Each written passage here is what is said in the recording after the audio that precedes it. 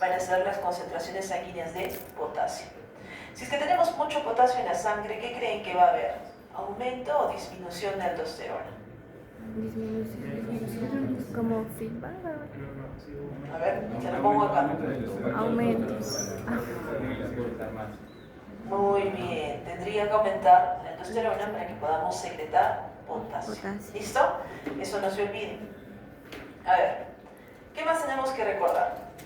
Aldosterona es probablemente la, vamos a decir, la hormona VIP de esta zona, porque es responsable del 90% de las acciones mineralocorticoides.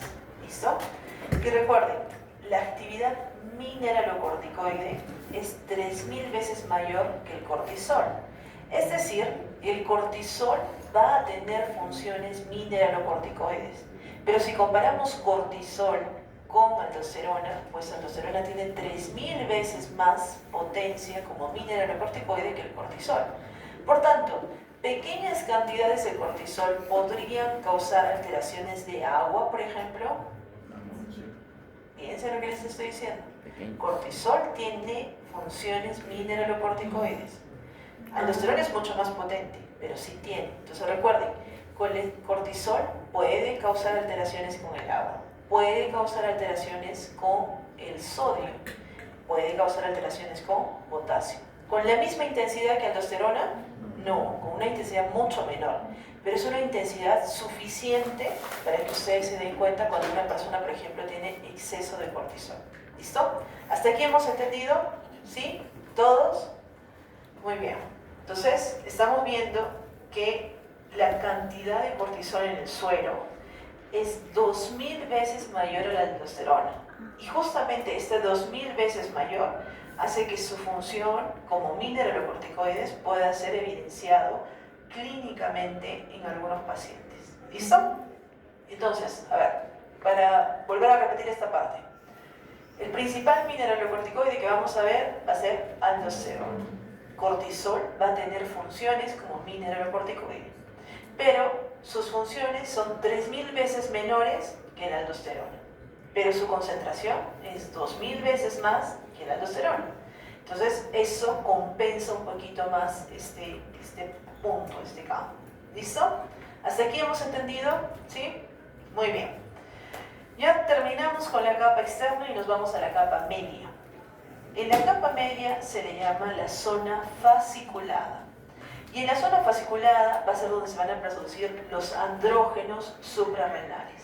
¿Por qué creen que nos interesa esto? Andrógenos suprarrenales.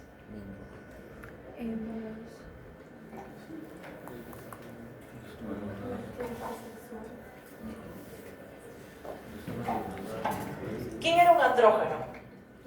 Testosterona. Muy bien. ¿Qué pasa si una mujer tiene una hiperplasia de la zona fasciculada?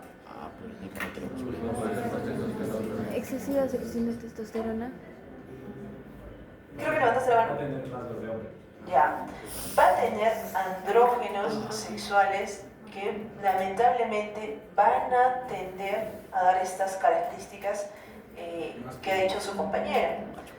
¿Alguien sabe qué enfermedad es esta? Síndrome de ovario poliquístico. Muy bien. Muchas mujeres que tienen síndrome de ovario poliquístico suelen tener una especie como de incremento de los andrógenos suprarrenales. ¿Listo? Y esto es algo que tienen ustedes que recordar. La tienen que ir asociando.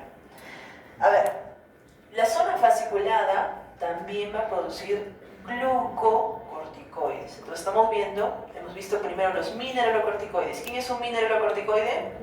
La aldosterona. Ahora estamos viendo la zona fasciculada. ¿Qué hormonas estamos viendo aquí?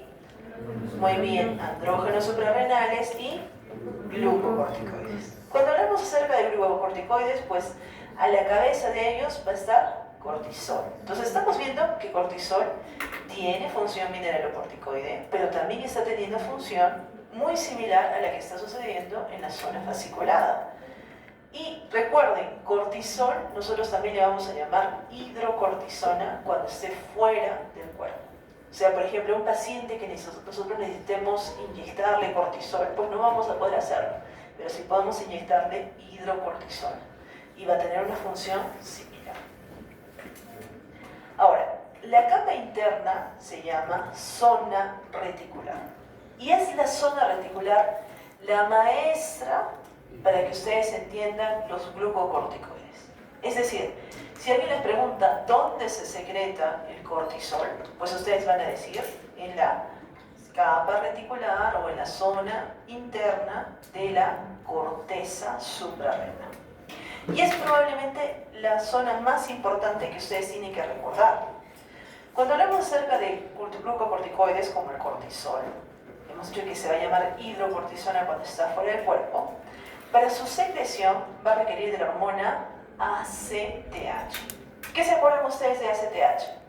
¿Dónde se secretaba? Muy bien, a la hipófisis. ¿Quién era su precursora? Muy bien, la CRH, la hormona liberadora de corticotropina. Muy bien. Entonces, hemos dicho que la ACTH está regulada por la CRH y esta CRH decíamos que era la hormona liberadora de corticotropina o por sus siglas en inglés, Corticotropin Releasing Hormone. ¿Ok? Entonces, cuando aumenta la ACTH, nosotros vamos a tener más cortisol. Y si es que baja la ACTH, menos cortisol. Fisiológicamente, el cortisol se va a secretar impulsos. Y estos pulsos van a ser basados en la actividad rítmica del sistema nervioso central. Y entonces aquí entramos a la parte, ¿se acuerdan ustedes que decíamos el eje neuroendocrino inmune? Las alteraciones en el sistema nervioso central, es decir, por ejemplo, ustedes que dicen, hoy día sí o sí estudio fisiopato y me amanezco. Esto va a alterar la secreción de cortisol. Nosotros vamos a ver que a nivel del sistema nervioso central se altera el eje CRH, ACTH, cortisol. Más o menos para que ustedes recuerden, el pico máximo de cortisol se da entre las 6 y las 8 de la mañana. Luego, esta disminuye. ¿Se acuerdan quién también tenía un pico más o menos a esa hora? Norma de crecimiento. Muy bien. Entonces ya estamos viendo dos hormonas que tienen un ritmo circadiano, o sea, un ritmo relacionado con el sueño. Hormona de crecimiento y estamos viendo también el cortisol. Y recuerden que esto disminuye a medida de que avanza el día. En teoría, a medida de que va avanzando el día, debería de disminuir la hormona del estrés. ¿Pero eso sucede con ustedes? No. Yo creo que a medida que progrese el día, ustedes van aumentando.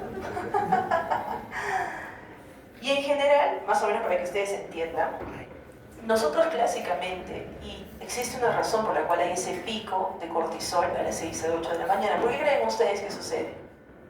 Para despertar. Muy bien, es lo que nos permite despertar. Es lo que permite que nosotros cambiemos nuestro ritmo de estar completamente tranquilos a una vida activa. Y obviamente, cuando esto sucedió, probablemente en el tiempo que todavía éramos nómades, nosotros no teníamos relojes, no había el iPhone, no había nada que nos diga, este es el momento en que despiertes. Y nuestro cuerpo se adapta justamente respecto a las horas de luz y las horas de oscuridad. Y por eso es que tenemos regulado esa hora. Y también es clásicamente la razón por la cual empiezan la mayoría de trabajos. Empiezan 6, 8, bueno, 7, 8, porque ya las personas están despiertas y tienen su pico de cortisol.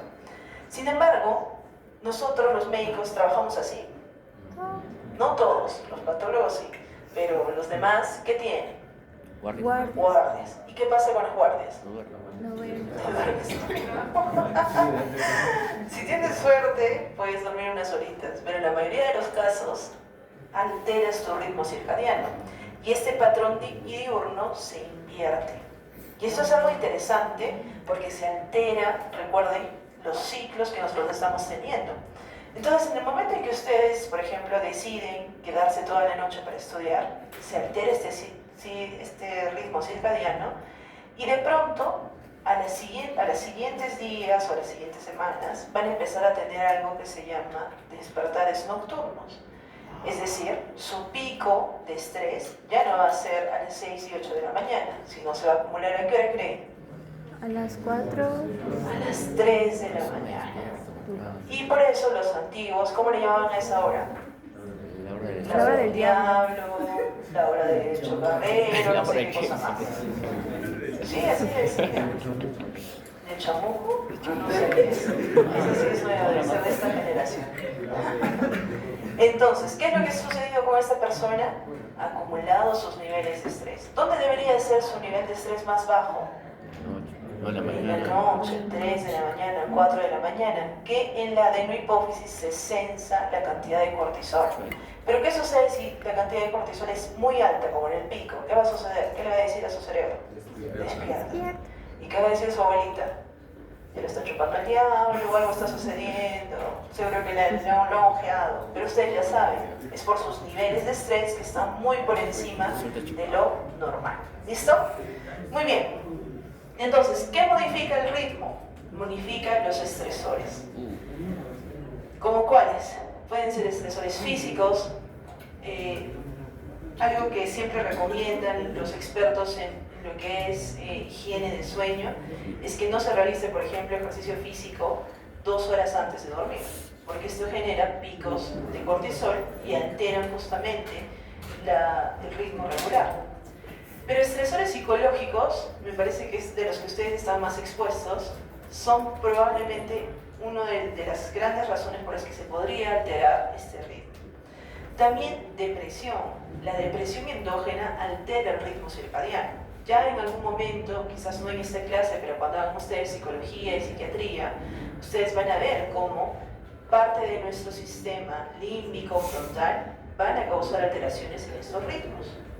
Psicosis, hepatopatías y también afecciones del metabolismo de cortisol van a alterar el ritmo circadiano regular de secreción del cortisol. ¿Listo? ¿Hasta aquí estamos bien? ¿Hemos entendido? Pero no se secreta cortisol en la capa media o en la capa interna. Se secreta primordialmente en la capa interna, pero también se puede secretar un poco en la capa fasciculada y un poquito, mucho menor, inclusive en la capa externa. Sí. O sea, si ustedes le ponen corteza, está excelente. Pero si les hacen escoger entre los tres, pues escojan capa interna. ¿Listo? Miren, en los exámenes hemos visto de todo, pero ustedes saben la verdad, ¿no es cierto? La verdad es que es en las tres. Muy bien. A ver, cuando hablamos del cortisol, sabemos que el cortisol es necesario como respuesta al estrés. Entonces, eso es algo que quiero que ustedes entiendan.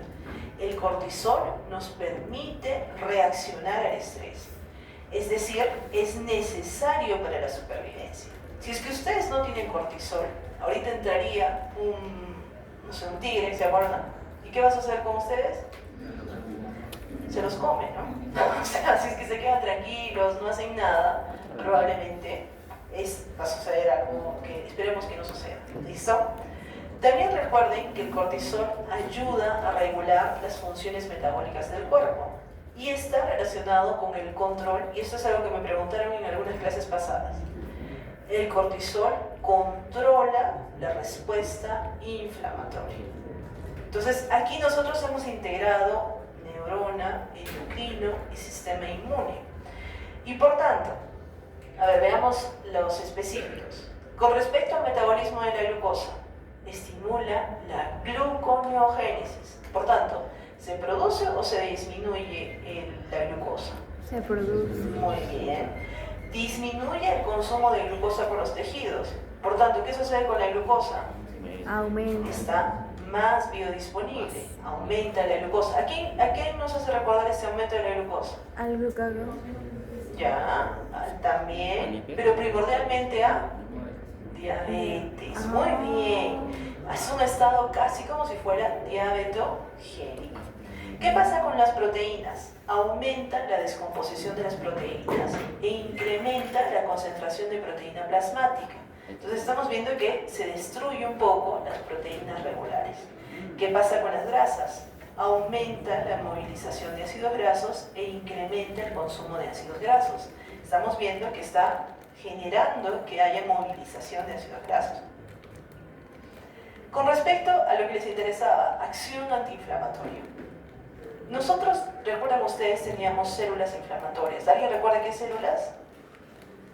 Neutrófilos, linfocitos o linfocitos tóxicos. ¿Quiénes más? Muy bien, basófilos, mastocitos. Si ustedes recuerdan, muchas de sus acciones se debían a que dentro tenían vesículas lisosomales. Lo que hace el cortisol es que estabiliza esta membrana lisosomal. Si la estabiliza, ¿qué va a suceder? ¿Se rompe o no se rompe? No se rompe, por lo tanto, previene la liberación de mediadores inflamatorios. Entonces, su función, regulando el sistema inmune, es previniendo que se liberen mediadores inflamatorios. ¿Como cuáles? Como citocinas, como prostaglandinas, y por tanto, ¿qué sucede con la respuesta inflamatoria? ¿Se incrementa o se disminuye? Se disminuye. Entonces ya estamos viendo cómo funciona esto. También recuerden ustedes que para que pueda haber una respuesta inflamatoria, las células tenían que viajar y tenían que ir hacia el lugar. ¿Recuerdan ustedes cómo se llamaba ese proceso? Muy bien, el proceso de quimiotaxis, de apedesis, y también nosotros teníamos la amplificación de la respuesta humoral. Entonces recuerden, lo que hace el cortisol es que disminuye la permeabilidad capilar. Si no hay permeabilidad capilar, ¿pueden entrar las células? No, va a ser más difícil para ellas y por tanto evita el edema inflamatorio. También limita la fagocitosis de los leucocitos. Recuerden ustedes que los leucocitos, sobre todo los macrófagos, cuando nosotros teníamos algún tipo, por ejemplo una bacteria o de repente alguna sustancia que tenían que fagocitar, la fagocitaban pero enviaban una señal. ¿Recuerdan una señal amplificadora entre ellas las interleucinas? Entonces, ¿qué es lo que hace? Evita que haya las liberaciones de estos mediadores inflamatorios. Y también inhibe en general la respuesta inmunitaria. Entonces, estamos viendo en qué pacientes nos ayudaría esta función que estamos hablando.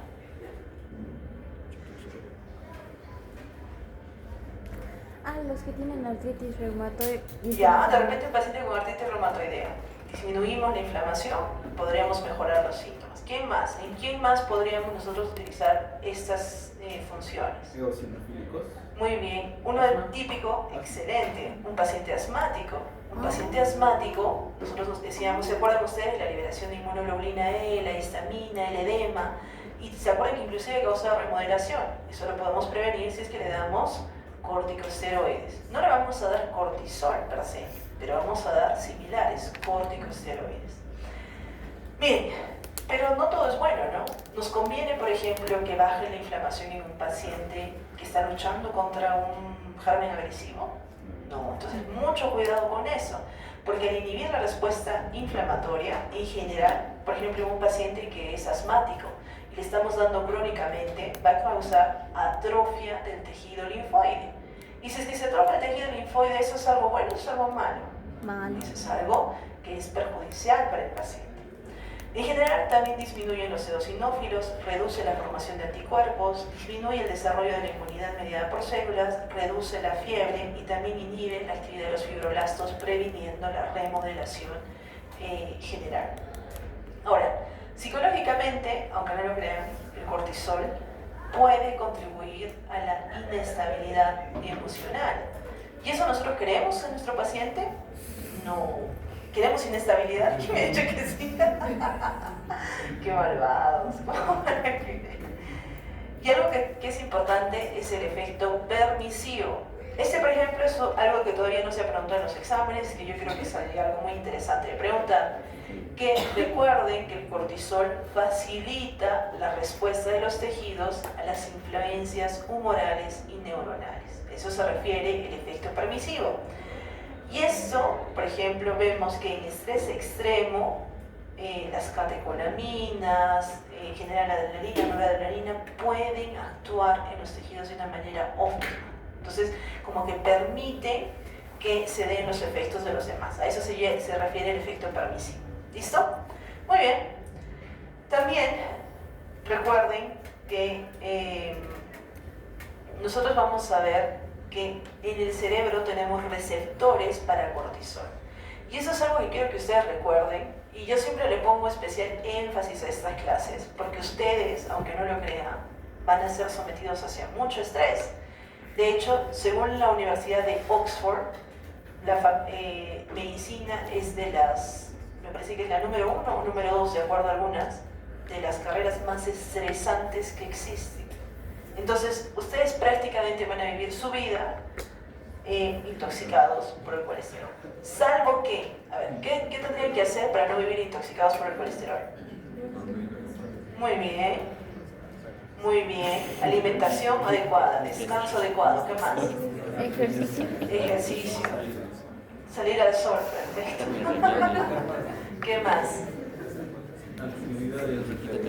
Muy bien. ¿Algo más? Los que no me dicen nada quiere decir que están pero recontra intoxicados, ¿ah? Este es el momento. Ya les he dicho, el cerebro es como cualquier músculo. Ustedes tienen que entrenarlo. Tienen que tener, a esto se le llama mindset, o puede decir carácter, hasta cierto punto, para saber qué cosas ustedes pueden modificar y qué cosas no. Por ejemplo, ¿pueden modificar que yo dé la clase? No. Si por ejemplo por ahí, como sucedió hace unas semanas, sucedió algún aspecto, eso no está en sus manos, no se tendría por qué estresar con eso. Pero ¿pueden modificar el hecho de que ustedes saquen buena nota en este examen? Sí, espero que sí. Si ustedes saben qué cosas están en sus manos y qué cosas no, qué cosas pueden modificar, qué cosas no, y también qué depende de ustedes y qué cosas no. Algunas veces, y esto les digo a todos, ¿ah? Algunas veces ustedes se van a encontrar con algunos colegas, con algunos pacientes, que lamentablemente van a tener un mal día, inclusive algunos docentes. Y ese estrés se los van a desquitar contra ustedes. Y de repente les van a decir cosas que no son adecuadas. No lo sé. Inclusive cosas que podrían a ustedes ofenderlos o estresarlos. Pero eso no tiene que ver con ustedes. Eso tiene que ver con la percepción que tiene esa persona. Ustedes tienen que tener claro eso, porque si no, van a generar alteraciones en su cuerpo. Y la prueba de lo que les estoy diciendo es el trabajo de investigación de sus compañeros, el que les comenté hace unas semanas. Cuando ellos vieron a los estudiantes de medicina del primer año y a los estudiantes de medicina del último año, las diferencias metabólicas eran abismales. El envejecimiento, el síndrome metabólico, muchos de ellos habían perdido cabello, habían engordado. Todo lo que nosotros vemos en quién. Se supone que en las personas que nosotros queremos tratar. Entonces, tienen que ustedes tener mucha atención en ustedes mismos. ¿Listo? Entonces, a nivel cerebral nosotros tenemos receptores de cortisol. Y estos receptores tienen un papel en la regulación del comportamiento emocional. Ustedes van a ver que algunos de sus compañeros, compañeras, eventualmente a medida que progresa la facultad, van a cambiar de personalidad. Inclusive algunos van a tener tendencia al llanto, personas que nunca lloraban, o de repente tendencia a la ira. Todo eso, nuevamente, por el proceso del estrés. Y aquí, no les estoy diciendo que ustedes lleguen a séptimo año y digan, ay, estoy estresada, por eso es que le grité a todos. No. Es que predicamos que ustedes lleguen a eso. ¿Listo? Entonces, miren, el exceso de estrés puede causar desde conductas aberrantes, lo que les decía, tendencia al llanto, ataques de ira, hasta conductas psicóticas. Y miren, alguna vez nos sucedió con algún estudiante de medicina que justamente tuvo algo similar, pero para su mala suerte ingirió marihuana, que potenció todas estas cosas y casi tuvo un intento de suicidio. Entonces tengan mucho, pero mucho cuidado con todas estas cosas. ¿Los conocen? No creo. Tengan mucho cuidado. Estamos diciendo de que en el cerebro tenemos receptores de cortisol. A nivel metabólico ya hemos dicho que vamos a ver que se va a producir glucosa a nivel hepática. Y también vamos a disminuir el uso de glucosa periférica, generando una moderada resistencia a la insulina. Es decir, que si yo tengo un paciente diabético que además es estresado, ¿qué va a suceder con este paciente? Va a descompensar su diabetes, va a tener todavía valores mucho más altos de glucosa en sangre. Entonces, mucho cuidado. Por ejemplo, el paciente, el que es abogado y es diabético, el paciente que es médico y es diabético, ellos tienden a descompensar justamente su glucosa. Asimismo, hemos dicho que moviliza los ácidos grasos, pero solo como fuente de energía, y utiliza también las proteínas para poder ser utilizadas como glucosa. Bien, dentro de los efectos inflamatorios, vamos a ver de que está mostrando una acción antiinflamatoria eficaz. Pero ¿qué pasa en ustedes, por ejemplo? en los cuales no necesitamos regular, por ejemplo, el sistema inmune. ¿Qué va a suceder cuando están estresados? Por ejemplo, 2 días antes del examen, 1 día antes del examen. Se inmunodeprimen. Y cuando se inmunodeprimen, ¿qué va a suceder? Me enfermo. Se enferman. ¿Qué sucede en el examen? 70% de los estudiantes de medicina con gripe. Peor aún, cuando nos vemos al final de su semana de exámenes, ¿qué sucede? Sí. Algunos tienen con gripe, vienen con herpes, el que no tenía, que no sé qué tanto, que le agarró no sé qué cosas. Les agarraron todas las cosas. ¿Por qué? Porque disminuyó su sistema inmune. ¿Y cómo mejorarían ustedes? No. algo un poquito más... No, Fabricio, por favor. Cada vez que me acuerdo, Fabricio, por favor. Mira que son 2, ¿ah? Estrés y obviamente cigarro. Pobre tus macrófagos. Tienes que ayudarlos. Entonces, chicos, tienen que ustedes anticipar. Para evitar el estrés de esa semana, tienen ustedes que planificar con anticipación. Por ejemplo, si ustedes estudian para sus quizzes, pues para el día del examen va a ser mucho más sencillo que solamente repasen lo que ya han estudiado. Y así ustedes espacian su estrés y cada vez es menor, yo espero.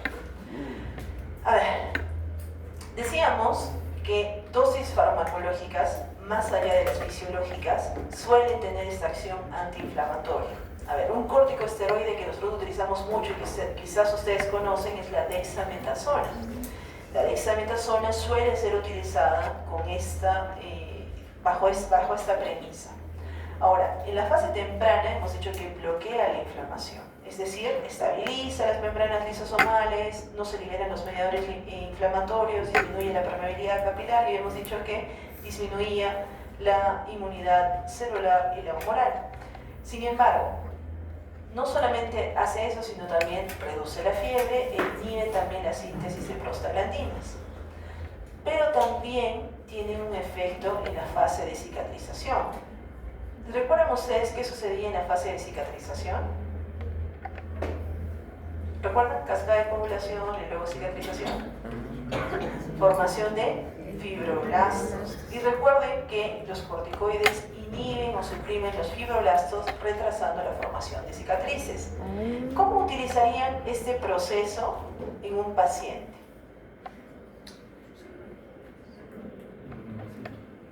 Para que... Miren lo que les estoy diciendo, o sea, ahorita ustedes están, creo que en neutro, no sé qué ha pasado. Seguro que micro. Que ya tienen pasitos. Para que los pulmones no formen... Ya, podría ser una. ¿Dónde más? ¿Cómo utilizan eso que les acabo de decir? Levanten la mano si alguno quiere ser dermatólogo o cirujano plástico. ¿Ya? ¿Alguien más? Ya, para los que quieren ser, este es el momento en que ustedes debieron de haber puesto un montón de atención. Si suprime a los fibroblastos y yo quiero tener una cicatriz estéticamente casi invisible, pues podría yo administrar corticoides tópicos para que puedan modular la respuesta. También podemos utilizarlo en pacientes que tienen cicatrices hipertróficas, llamadas también queloides. A veces se hacen remodelaciones justamente utilizando. Pero a ver, si ponemos en una balanza que tenga una cicatriz bonita y en la otra que potencialmente pueda alterar algo del sistema, ¿vale la pena? Tengan mucho cuidado. Yo veo pacientes que por cosas sencillas, no sé, tiene caspa, le dieron corticoides. Obviamente le mejoró muchísimo, pero ¿a costa de qué? A costa de que 2 meses después empieza a desarrollar síndrome metabólico, la ven que engordó, la ven que tiene 1000 cosas más. Entonces siempre pongan en una balanza. Si es un paciente de origen, de repente puede ser negro, o algunos pacientes latinoamericanos en los cuales tenemos cicatrices hipertróficas y que son sumamente desfigurantes, pues en ellos quizás sí vale la pena y haremos un seguimiento. Y le diremos, ok, necesitamos que cambies esto, que tengas de repente estas medidas. Entonces siempre pongan en una balanza, no utilicen así por así los corticoides, ¿ok? Menos aún para una gripe, ¿no? supongo que de sus manos jamás saldrá dexametasona con clorfenamina para una gripe que es para colmo viral. Porque estamos viendo que aquí está alterando gran parte del sistema. ¿Listo? Muy bien. A ver. Una vez que ya hemos terminado eso, sabemos los andrógenos suprarrenales. En la zona interna o zona reticular, en la capa interna, vamos a tener también la secreción de los andrógenos. Habíamos dicho que estos los habíamos visto en la capa media, pero también los vamos a ver en la capa interna. Los más importantes van a ser la dehidroepiandrosterona y el sulfato de dehidroepiandrosterona. Al primero se le llama DHEA y al otro se le llama DHEAS, es el sulfato de este andrógeno. Y recuerden, en los pacientes que van a tener alteraciones, sobre todo porque no tienen las hormonas suprarrenales, se pueden utilizar, por ejemplo, el sulfato para el tratamiento. Una de las enfermedades que se presenta justamente es la enfermedad de Addison, en la cual nosotros podemos administrarle al paciente porque esto le va a permitir mantener su equilibrio. Es decir, ¿es de todo malo tener andrógenos suprarrenales? No, es parte del equilibrio. Pero cuando sobrepasan los valores normales, empiezan a haber cambios que luego son tóxicos para el paciente. Ahora, estos andrógenos también se producen en el testículo, por lo que no es necesario suplementarlos en el paciente que, por ejemplo, tiene enfermedad de Addison siendo masculino, por ejemplo, o alguna otra enfermedad que destruya el tejido suprarrenal. ¿Listo? Los andrógenos suprarrenales van a contribuir al crecimiento puberal del vello corporal. Son ellos los que delimitan, por ejemplo, en las mujeres, que haya una distribución de vello púbico y axilar. Y también recuerden que regula la progesterona. Y esto lo vamos a ver sobre todo en las mujeres embarazadas y en base a algo que se llama la unidad feto-placentaria. Entonces, supongo que esto ustedes lo han visto un poquito cuando hicieron embryo, ¿verdad? La unidad feto-placentaria. Ah. ¿Sí? Y también vieron los roles de la DHEAS. Sí, bien. Ya, muy bien. Entonces, esto es algo que ustedes ya han visto un poco. También sabemos que las hormonas, sobre todo los andrógenos suprarrenales, van a disminuir con la edad. Y recuerden que a estos va a tener un nombre y se va a llamar adrenopausia. ¿Listo? Así como tenemos menopausia para cuando hablamos acerca de las mujeres y sus hormonas sexuales, cuando hablamos acerca de la disminución de las hormonas suprarrenales, le vamos a llamar adrenopausia. Y recuerden que les comento esto porque hay muchos estudios que están tratando de identificar la adrenopausia como un marcador de envejecimiento. ¿Listo? Entonces ya por allí están buscando o están viendo nuevos horizontes para poder atacar justamente el envejecimiento. ¿Ok? Muy bien. A ver, en general estamos viendo que las hormonas que se producen en la corteza son esenciales para la vida.